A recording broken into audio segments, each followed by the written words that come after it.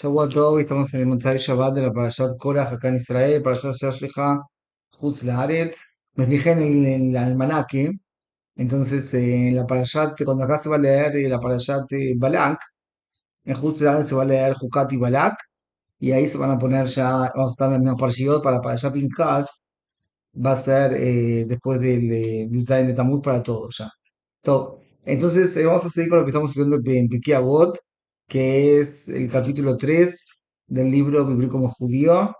La semana pasada llegamos a la enseñanza de Rabbi Akiva, que dice que el jolgorio y la frivolidad conducen al adulterio, la transmisión oral es un cerco a la Torá, los diezmos un cerco a la riqueza, los votos un cerco a la austeridad, y el cerco a la sabiduría es guardar silencio.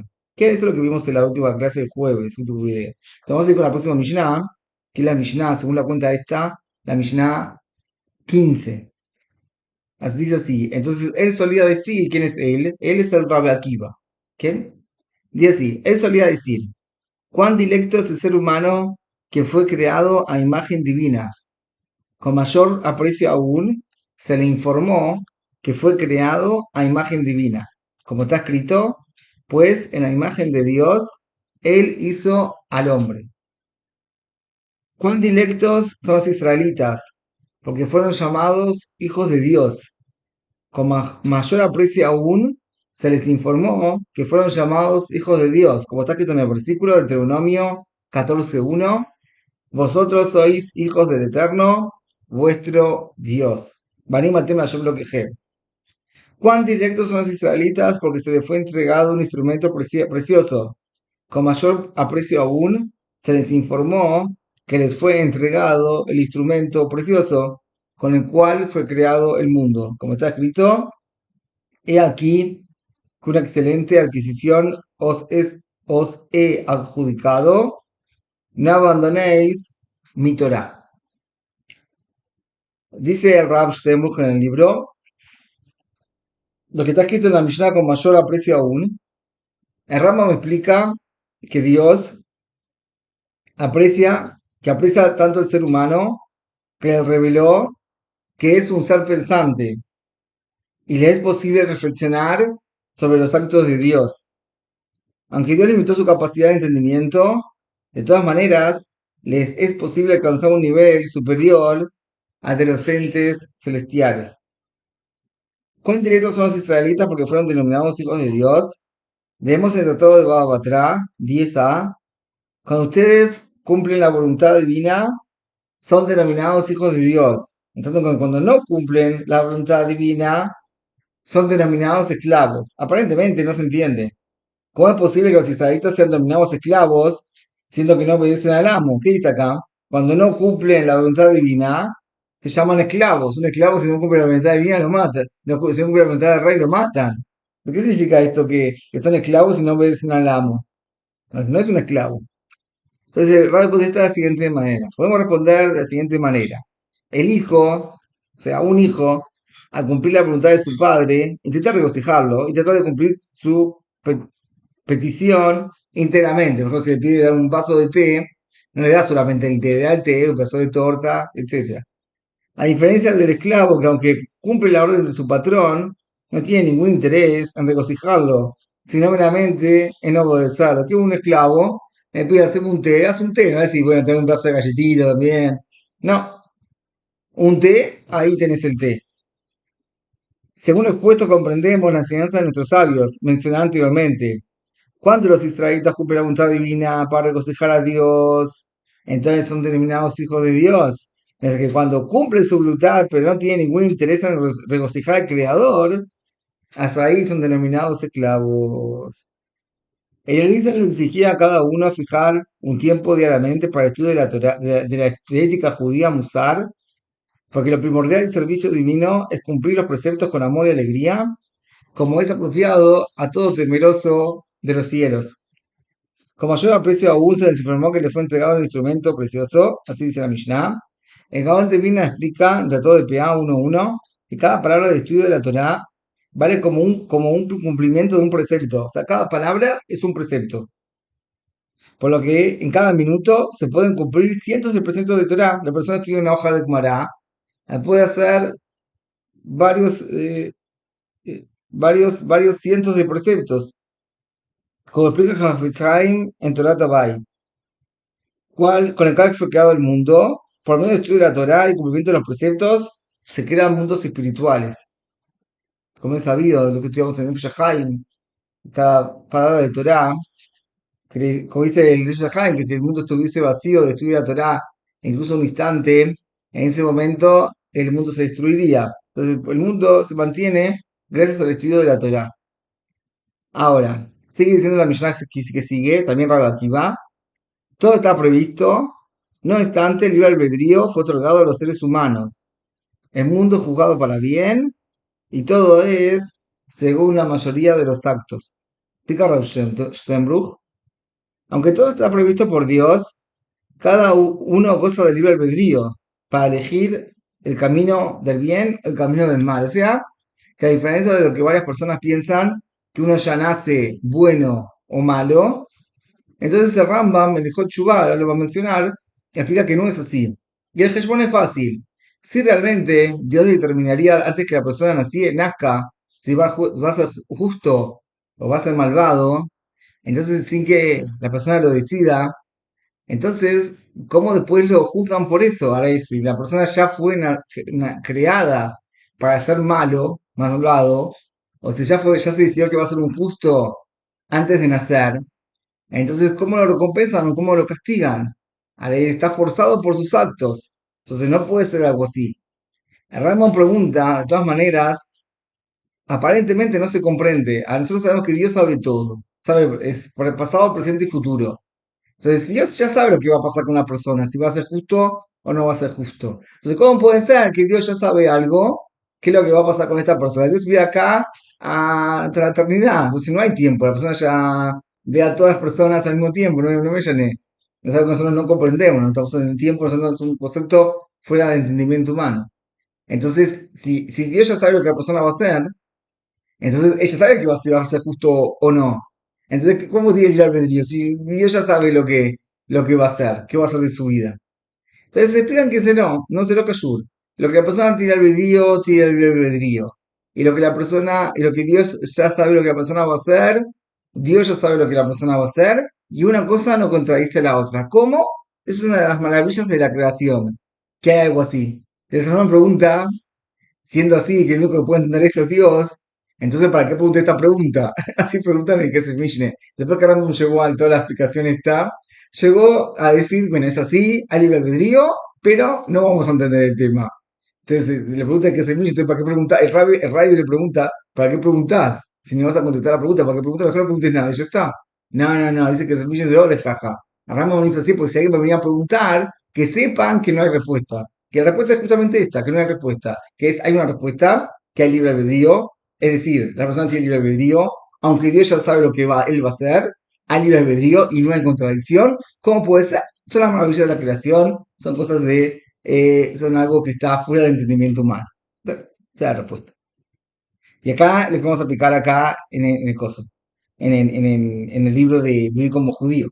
Explica expresadamente este concepto y concluye, no podemos entender cómo Dios sabe cada acción de todo ser humano, pero hemos de saber sin duda alguna que cada uno puede dirigir sus actos. El Creador no declina ni decreta que opte por actuar de una manera u otra. No obstante, acerca del versículo en comienzo de la creación de Dios, de los cielos y la tierra, explica dónde vino que la esencia de la creación fue creada la dimensión del tiempo, pasado, presente y futuro. Vemos que los mundos celestiales no existe el concepto tiempo. Siendo así, comprendemos que si el hombre goza del libre albedrío, lo cual no contradice el pilar del judaísmo de que Dios sabe todos los actos de todas las personas. ¿Qué? El mundo es jugado para bien. Si bien no se permite solicitar sufrimientos, de todos modos son estos beneficiosos para la gente, porque al padecerlos se espían en este mundo las transgresiones cometidas y se llegará al mundo venidero limpio de todo pecado. Entonces ahí nos enseña que una de las causas que desviaron a Elisha ben Abuyá del mal camino fue porque en cierta ocasión observó como cierto hijo, obedeciendo el encargo de su padre de cumplir el precepto de enviar a la madre de los pichones, tomarás, que, o sea, para agarrar a la paloma, se cayó del árbol y murió. Pensó, ¿cómo es posible que al cumplir dos preceptos cuya recompensa explícita en la Torá es la longevidad, haya sucumbido. Esto da a entender que no hay juez ni juicio. Tal error lo indujo a desviarse al mal camino. No obstante, la verdadera explicación del versículo para que te vaya bien y prolongues tus días no se refiere a este mundo, sino a la vida en el mundo venidero. Rabbi Mordejai Pograminsky Zatzal, en sus días posteriores, padeció por su enfermedad de intensísimos dolores. Se negó a tomar calmantes y constantemente rezaba a Dios porque esos sufrimientos saldaren toda su deuda en este mundo. Así llegaría completamente limpio a la vida en el mundo venidero. Todo eso, la mayoría de los actos en el juicio celestial, se analiza el modo en que cada persona cumplió los preceptos. ¿Quién los cumplió con entusiasmo y alegría, cumpliendo minuciosamente cada ley? Se hace acreedor a una cuantiosa recompensa en el futuro. En tanto que aquel a quien el cumplimiento de los preceptos le resulta pesado como una carga, recibirá su recompensa en este mundo y no en el mundo venidero. Según lo expuesto, resulta que el que los malvados tengan éxito demuestra que Dios está disconforme con el cumplimiento de sus preceptos y los recompensa solo en este mundo. El Ramo me explica que no se iguala a quien da 100 monedas de beneficencia de una sola vez a quien da 100 veces una moneda, porque este último demuestra que está siempre dispuesto a beneficiar a los demás. Sigue siendo la Mishnah de Rabbi Akiva, y esta ya es la última Mishnah de Rabbi Akiva en Pirkei Avot, que entonces dice así, en este capítulo, que eso le va a decir, todo es concedido con garantía y la trampa está tendida para todos los seres vivos. El negocio está abierto. El negociante fía, la libreta está abierta y la mano escribe. Todo quien quiera gestionar un préstamo que venga y pida prestado. Los cobradores van circulando permanentemente día tras día, se cobran de cada individuo, tanto si éste se entera como si no se entera, y tienen en lo que basarse. El juicio es un juicio infalible y todo está listo para el banquete. ¿Qué significa que todo es concedido con garantía? Cuando la persona es enjuiciada por el Tribunal Celestial, se presenta para atestiguar todas sus acciones, sus pensamientos y sus artimañas.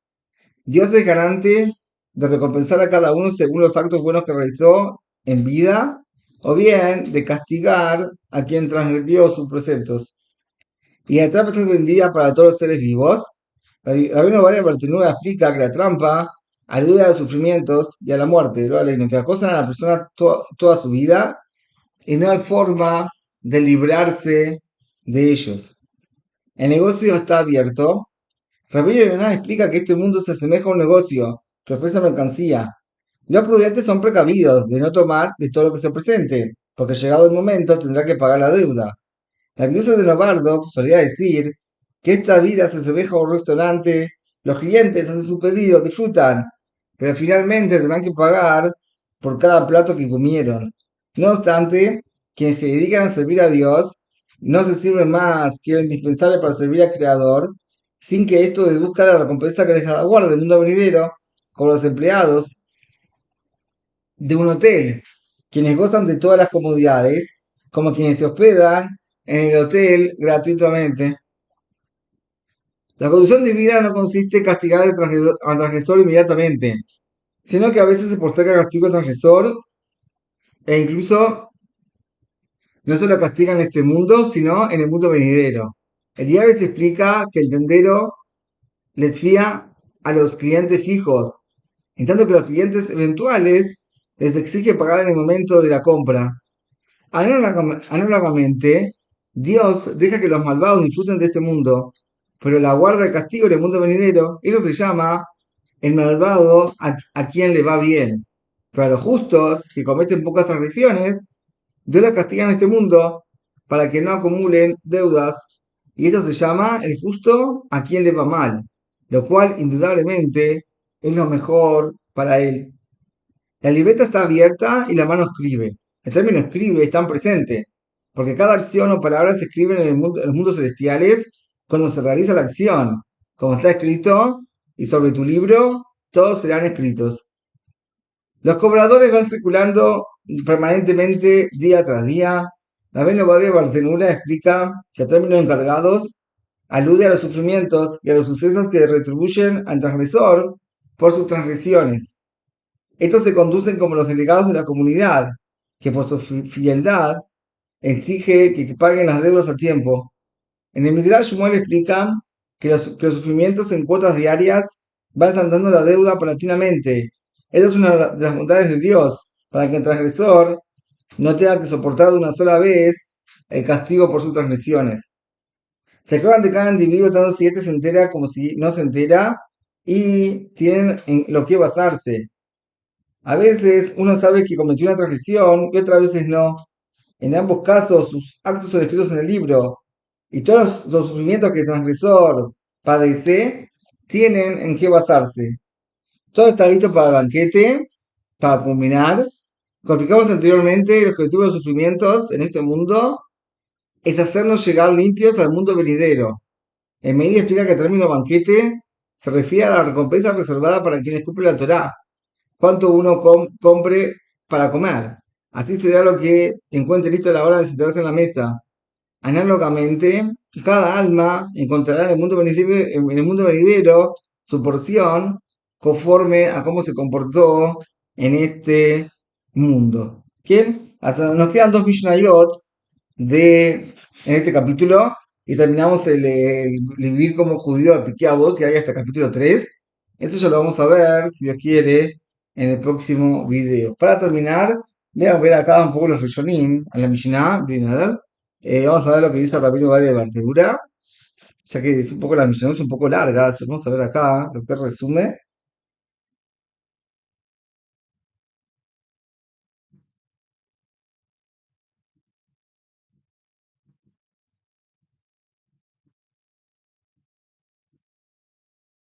¿Qué? Dice así.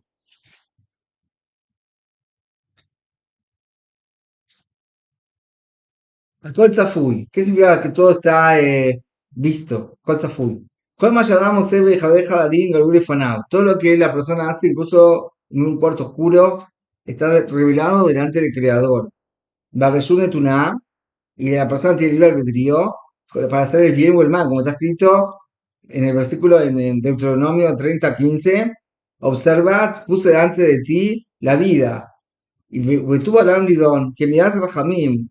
ואף על פי כן אין הכל שווים במידתו שהכל לפי רוב המעשה.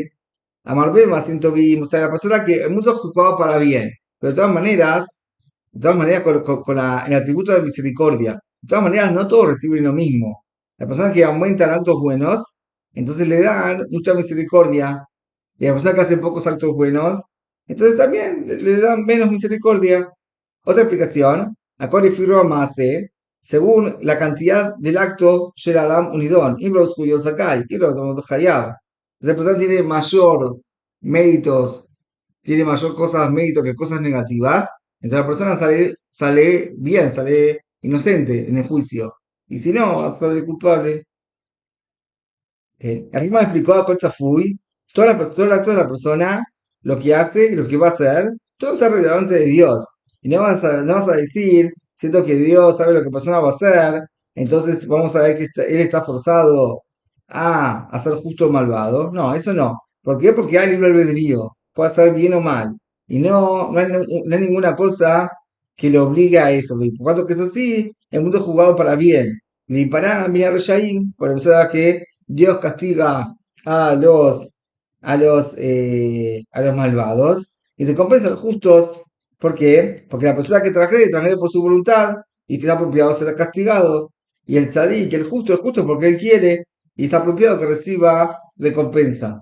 La cual le filo más. Le firma Adam, Kofelu Matmid Basiatato, Has Kadomer Rubé.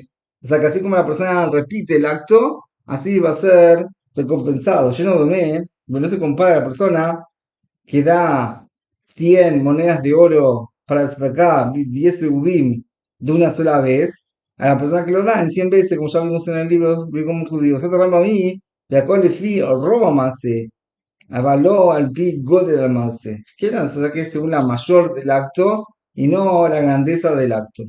Así la Mahloket de las Gisaot de la Mishnah. Que así hemos sacado que dice Rabbi de Bartelura. Para terminar, quiero comentar dos relatos que vi relacionados con la Parashat Korach, que vi en el libro de hoy en Minham, después del resto de Minham, hay un libro de Rav Jacob Edelstein, hermano de Rav Gershon, que falleció. Los dos rabinos fallecieron, lamentablemente, pero ese lo que se llama es un libro de Rav Jacob Edelstein, y trae ahí, habla de Korach, y obviamente que hablar del Coraf nosotros no tenemos ni noción ni quién era. De todas maneras, lo que está escrito en Hazal se puede decir para aprender para nosotros. Entonces dice que Korah el problema que tuvo es que le faltaba, se molestó porque no le dieron el honor que él quería. Él quería decir al Nací, pusieron a Elizafán Ben Uziel, y él quería tomar el lugar de él. Entonces él dijo, yo voy a pelear con Moshe Rabbeinu, ¿y por qué? Porque eso fue mucho antes, y por qué esperó recién hasta ahora para pelear, para discutir con Moshe Rabbeinu. Espero que haya un decreto, ahora Moshe Rabbeinu les dijo con el Jet Amarraglim que todos se van a morir en el desierto, 40 años, de 20 a 60 años, solamente Caleb bin Yefuné y Yeshua bin Nun van a vivir. Entonces aprovechó ahora que estaba todo el pueblo ya estaba así en base deprimido para hacer largar de vuelta la Mahloket contra Moshe Rabbeinu. Y todo es por el honor al honor. Todo eso que habló de Korah. Pero lo que yo quiero contar, ahí trajo allí en el libro, está escrito dos relatos impresionantes que están relacionados. El primer relato cuenta que había un bajur en la yeshiva hace 40 años, dice que se Sipur cuando contó el libro, hace que ya pasaron casi 50, obviamente, esto hoy en día. Y el Sipur es así, el bajur era un bajur muy bueno, bajur realmente impresionante, estudiaba, Retzinim. Cuando llegó la hora de cambiarse de yeshiva, una yeshiva Abdullah, entonces le dijeron que él tiene que ir a Hebrón, el Matín para ir a Hebrón. En Hebrón, obviamente, hay mucha gente que se quería anotar, llevó a Hebrón ahí en Geula, que entonces mucha gente se quería anotar y fue a anotarse. Cuando llegó la época de que empezar, no lo llamaron y el Bajur se quedó muy mal porque él se considera que era el muy bueno y según el nivel de él, seguro que tenían que haber aceptado. El padre ni lo acompañó. Los rabbis de la yeshiva tampoco se preocuparon en aceptar porque confiaron de que él realmente iba a ser aceptado. Y además no fue aceptado. Este Bajur se sintió muy mal. Así dijo, mirá, otro joven que no fue recibido en una yeshiva, anda a otra, ves que te sabes, entonces aceptaron en esta, que es muy buena, ves, anda a otra, que tanto lío, no se puede ir acá, va a andar al otro lado. No, el Bajur dijo, si no me aceptan en Hebrón, no voy a ningún lado. No voy a ningún lado. Y entonces a estudiar, voy a estudiar en un cole, me voy con gente casada, me voy con gente casada, no me interesa, yo yeshiva no piso la yeshiva. Naguille Ken, así fue. El tipo agarró, este jovencito agarró y se fue a un koil a estudiar. Al koilel estudian a las 2 de arriba a la noche. En esa época no había koilel, hoy en día sí hay, pero ya en esa época koilel no había. Entonces ellos estudiaban 2 de arriba y el koilel no había. Entonces el chico estaba a la noche sin hacer nada. Y va, ahí se da Gimel. O sea, también hay estudiar a la noche, pero en el koilel no. Entonces ¿qué hacía en ese entonces? Y bueno, empezó primero con la gente amiga de él, que tenía de la yeshiva, y después con otra gente así. Y esta gente era así, no era tan ni justa ni nada por el estilo. Y lo invitaban a pasear y hacer todo tipo de cosas. Y ya después empezó a no ir al cole también, ya se quedaba más tiempo en la calle. Y así fue bajando, bajando, bajando de nivel, hasta que dejó completamente la religión. ¿Y todo por qué empezó? Porque según el honor de él, él tenía que haber sido recibido en Ciudad de Hebrón. Y si no te recibido en Hebrón, entonces no había ningún lado. ¿De qué llegó ese pensamiento? A profanar Shabbat. El Kabod, lo que dice acá el honor, anuló completamente el nivel espiritual de ese Bajur y lo llevó a él. Después el Rab dice que con el tiempo se enteró de que ese jovencito reflexionó y eh, volvió en Chubá. De todas maneras, lo que él hizo es realmente, como dice él, cuando la persona tiene un problema acá, no te recibieron en Yeshiva, haz la otra, no es según tu honor, pues no sé, que vos tenés que dejar de estudiar Torah, porque no te recibieron en la Yeshiva. Eso es una de las cosas que aprendemos en la parashá esta de Korah. El otro Sipur, el otro relato, es también parecido, pero un poco más fuerte. El otro relato cuenta que había una persona antes de la Primera Guerra Mundial, que antes de la Primera Guerra Mundial, no sé, pues Sipur hace, la Primera Guerra Mundial finalizó en el 17, si no me equivoco. Entonces ya estamos en el, pasado hace más de un siglo este Sipur, así que ya, me estaban que ya ese señor ya está en el otro mundo, aparentemente. Entonces, el Sipur fue lo siguiente. Él, él era como joven ahí en la yeshiva y él estudiaba en la yeshiva. Vinieron, pasó la Primera Guerra Mundial y después no quiso seguir. No quiso seguir estudiando en la yeshiva, se fue a hacer otra cosa. ¿Por qué? Le fueron a preguntar a él por qué no quiere seguir en la yeshiva. Y porque está escrito que el que es vergonzoso no aprende. Y yo, por mi tema, entonces tengo mucha vergüenza en preguntar. Pues si yo a preguntar, cuando uno pregunta, siempre le gusta que le digan, qué linda pregunta que preguntaste. Esa es una pregunta inteligente. Pero si empezaron a preguntar algo y se le van a reír en la cara que está preguntando, eso en honor a él se va a ir, perdón por la expresión, por los caños. Entonces eso es lo que no quería. ¿Qué? Entonces, como no quería preguntar, porque tenía miedo que su honor se deteriore a los ojos de los demás, entonces no preguntaba nada. Entonces así no aprendió nada tampoco. Y así no quiso volver a la yeshiva. Cuando llegó acá a Israel, terminó la guerra, vino acá a Israel, fue a lo de estaba el padre de Rabbi Edelstein, tenía un shibur de Dafa Yomi para la gente de Balei Batim. Ese hacía, se dedicó a la agricultura. Y entonces, ¿qué pasó con este señor? Bueno, ese señor entró al shiur y el shiur realmente preguntaba para Iñán, eran más preguntas interesantes. ¿Qué hacía? Preguntaba cosas que eran preguntas de Tosfot, ¿ves?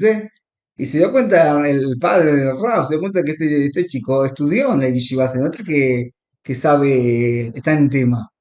Y le preguntó, ¿vos estudiaste en la yeshiva? Y él dijo, sí, estudié en la yeshiva hasta los 16, hasta la Primera Guerra Mundial. ¿Y por qué dejaste de estudiar? No, porque tenía vergüenza en preguntar. Entonces por eso me fui de la yeshiva. Esa persona, este señor, entonces se casó con una mujer, tuvieron hijos, y la mujer no quería que de ninguna manera los hijos vayan a estudiar a la yeshiva.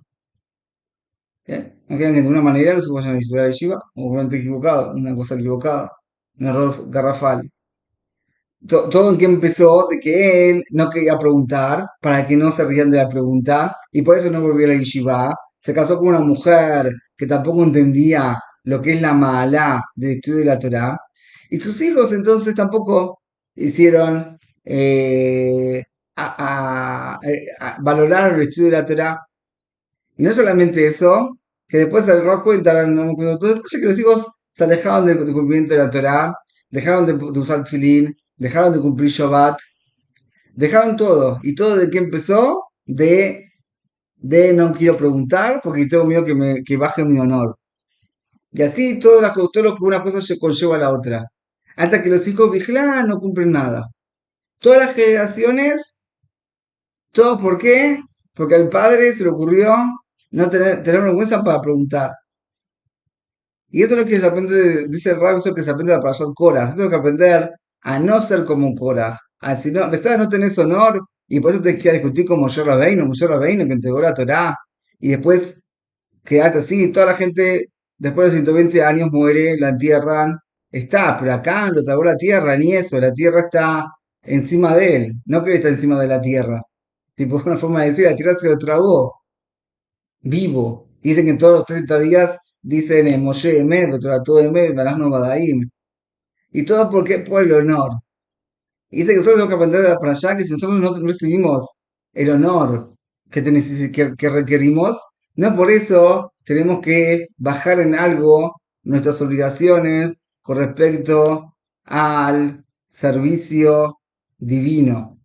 Que una cosa no tiene nada que ver con la otra. Nosotros tenemos relaciones con Dios y eso no tiene nada que ver si nos honran o no nos honran. Porque muchas veces también en la yeshiva donde yo estudié, en la yeshiva que era Malachi, llegaban bajurim religiosos de las casas que también se fueron del mal camino y a veces tenía un cuarto, un amigo en la habitación y le pregunté, por qué te fuiste? Si estás, vos venís de familias religiosas, qué tenés que hacer acá en una yeshiva de gente, tipo, que no podés estar en otro lado mucho mejor, tipo, en Polo y en otro lado, ¿qué?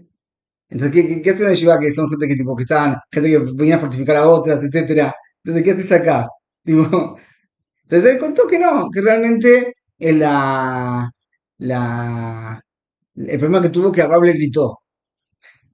Rab le gritó, porque Rab te gritó, por eso te fuiste a la calle. No, si Rab me gritó, entonces ya está, la Torah no es Torah, y esto ya está, no puede ser. Pues, más que ella, que tienen que ver una cosa con la otra, ¿qué? Porque Rab entonces se gritó, entonces Dios no entregó la Torah, entonces no tenés que cumplir Shabbat. ¿Qué tiene que ver una cosa con la otra? No, te molestó el honor. Ah, te molestó el honor, entonces ya está, no se cumple nada. ¿Qué tiene que ver una cosa con la otra? Tiene nada que ver. ¿Qué? Entonces, obviamente, la yeshiva es una yeshiva muy buena, que la yeshiva donde yo estudié es una yeshiva muy buena, después volvimos y volvió y ya está todo bien. Pero no es así el tema, no es que porque él le gritaron, entonces ya él deja la Torah. O porque, por ejemplo, escuché de alguien también que ella no quiere cumplir Torah. ¿Por qué no quiere cumplir Torah? Porque cuando ella era chiquita, ella trabajaba en una casa de familia religiosa y ella veía como el marido le gritaba a su mujer. Entonces ella dijo, yo religiosa no quiero ser. ¿Por qué?